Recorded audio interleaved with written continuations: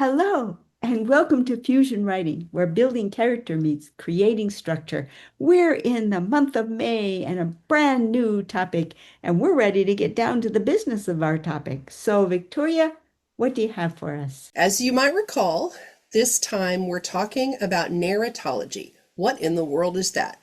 That is simply studying the different ways that you can provide a perspective or a point of view for your reader.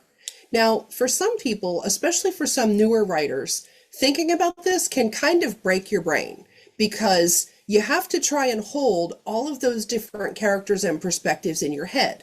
But we're going to break it down into a few buckets that allow you a fresh way to think about how to approach telling your story. So let's start with the simplest. Straightforward, you have a character, they're going through the course of the events. Maybe it's a try-fail, maybe it's an emotional character arc, whatever that means. And then you have a narrator who's telling the story as it happens to this character. Very straightforward. Often you have the unities that Aristotle taught us. Unity of time, meaning the story takes place within a container, maybe 24 hours. Unity of space, there's one setting. The whole story takes place in a restaurant and follows what goes on over the course of a shift, which is maybe 9 hours long. And then you have the unity of the story itself. So there's no time jumps, there's no flashbacks, there's nothing funky going on, there's nothing out of order. It's straight from beginning to end. So you have unity across the scale. That's your simplest narrative story. It's straight across, nothing weird. Well, what happens if you throw in something weird? Maybe in this 24-hour story, you throw in at noon, back in the kitchen, Jake decides to take a little break and he sits down and has himself a nap. And in this 20-minute period where he's having a nap, maybe he has a dream. So that dream is inserted. You've got the story up to the point of the nap, and then you've got Jake falling asleep, and you have another level of story, which is his dream. And then he wakes up and the story continues on and finishes at the end. So that's adding one level of an additional perspective by simply inserting that dream along the baseline of your story. Well, if you really start to think about it and play around, you can do that as many times as you want to. You could literally have 100 little different level spikes throughout the course of those 24 hours. That's what we're talking about when we're talking about narratology. It's figuring out how do you want to insert different perspectives so that your reader learns different things throughout the course of the action. A well-known example of this is the crime thriller that's told through different people's perspectives so that the reader has to discern, okay, Mrs. Smith said this happened, but Mr. Brown said that happened, and Mrs. Felix said it happened like this. Now, if I take those three things and I churn around and think about them as I'm going on my morning walk, maybe by the time I finish my walk, I have the aha, and I realize they're all different, but they're all right. That's another part of playing with perspective. It's how do you unfold those details so that the reader can do the math and figure out the puzzle. So the way I want to wrap this up for today is I want you to start thinking about a way to introduce multiple perspectives into a story. And I'm going to give you a kickoff hint exercise so that you're not just out in the weeds trying to figure out, okay, how do I do this from scratch? This is called The Blind Men and the Elephant. Many of you might be familiar with this story. If you take an elephant and he's standing in the middle of a room, and you take 4 blind men and you position them at different points around the element, and you have them reach out their hands and describe what they touch, maybe one man touches his tail and says it's a snake. Maybe another man touches the trunk and says it's a tree.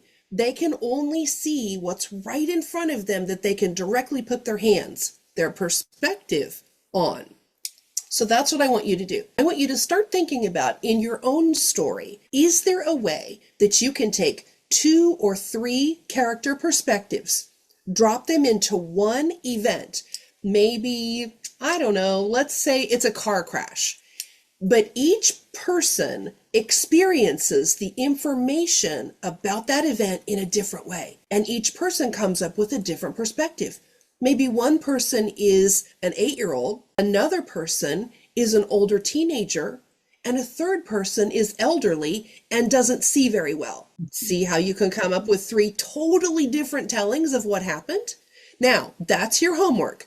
Do a little sketching and playing, do the three men and the elephant, and come up with your own way of providing different perspectives around one core center thing. That's your challenge. I leave you to it. Kathleen? Oh, that's really going to be quite a challenge.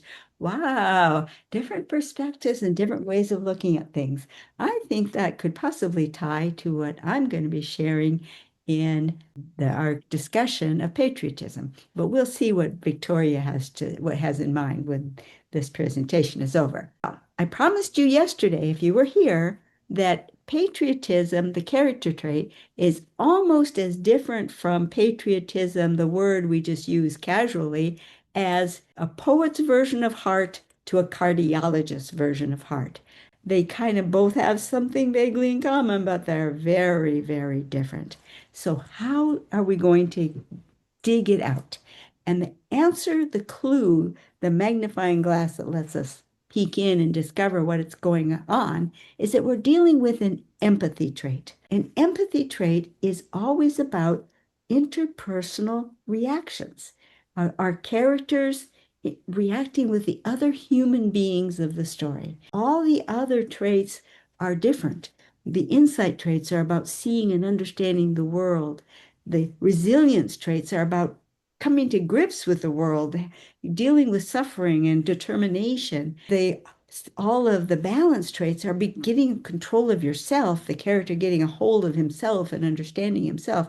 Only when you get around to all of the empathy traits are you finally dealing with the character dealing with other human beings. Okay, so when you think about patriotism in its kind of more conventional sense, you're thinking about waving a flag as the parade goes by, or maybe standing in your classroom and pledging allegiance to the flag, and all of the things around, showing allegiance to your country. Maybe it also encompasses military service, maybe even going to war is to protect your country.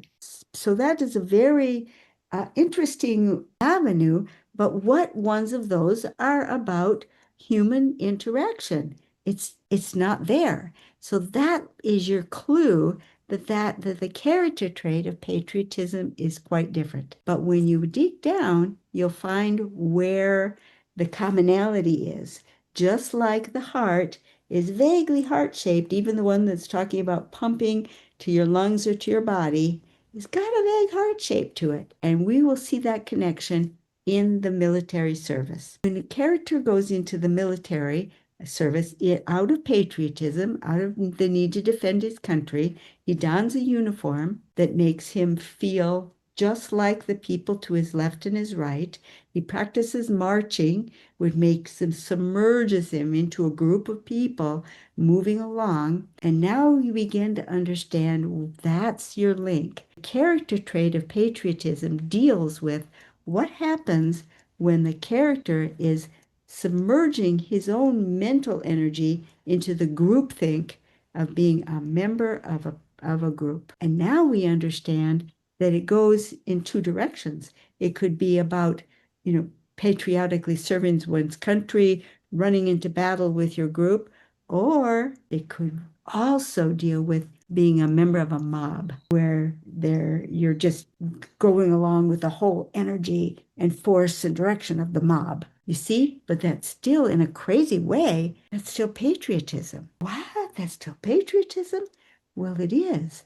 But there's something that we have to see when we look at this group think. The character, before he allows himself to relax and submerge himself into becoming a body of human beings instead of a single human being, that takes some evaluation that has to take place. Number one, the character has to ask himself, is this group up to some good? Do they have a good aim? Do they have a good purpose? Because if I'm going to subject myself to whatever this group is doing, I better be sure that I'm agreeing with where they're going.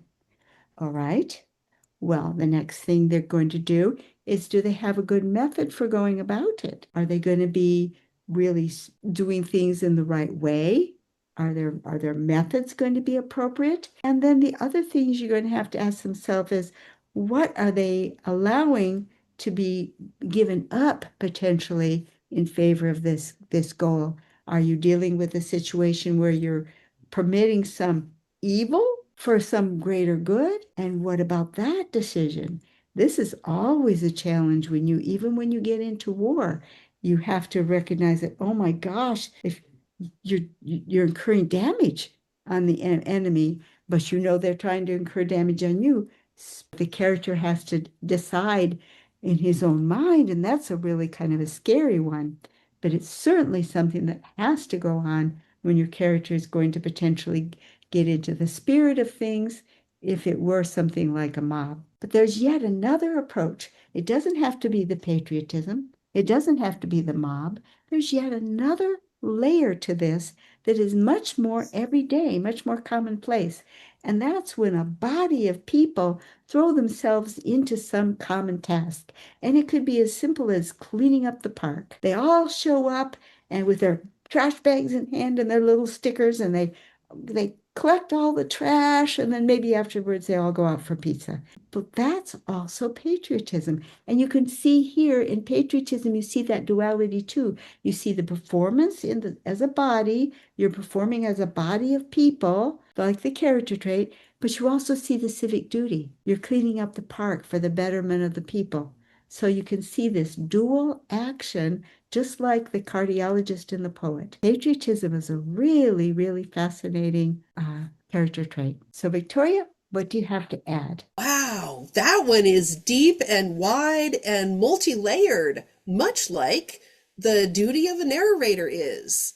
So I love the different angles and aspects of looking at motivation and if a person is aligned with the goal. What are the methods? Are they making sacrifices? I mean, these are all fantastic lenses that most certainly help determine things like perspective and narrative voice. Because if the person who's demonstrating patriotism or who's grappling with it is having one voice, maybe the story that they're telling themselves, and maybe that person's spouse or some caring family member is having an entirely different perspective on that, then you've got a great way of showing two entirely different voices, two different points of view, using just that one character trait and how they feel the same or differently about it. That's a perfect example of what I'm talking about when I talk about narratology or multiple points of view. So you can even do it just by twisting the way that several people view something as complex as patriotism.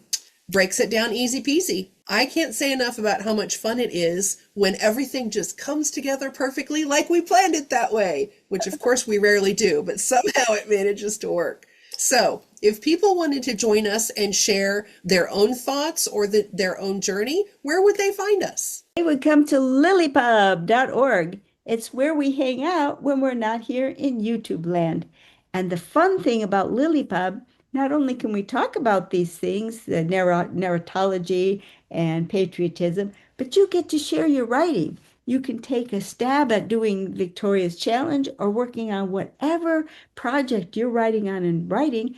Join us in our Fusion Writing Group, submit your writing, and you'll have a whole group of people helping you take the next step and perfect your craft of writing. So definitely worth doing. And still, amazingly, as we begin our third year, it's still only $8 a month. For writing, could you imagine taking writing lessons for $8 a month? Whoa, what a deal. So we'll see you over there in lillipub.org and see you next week. Bye bye.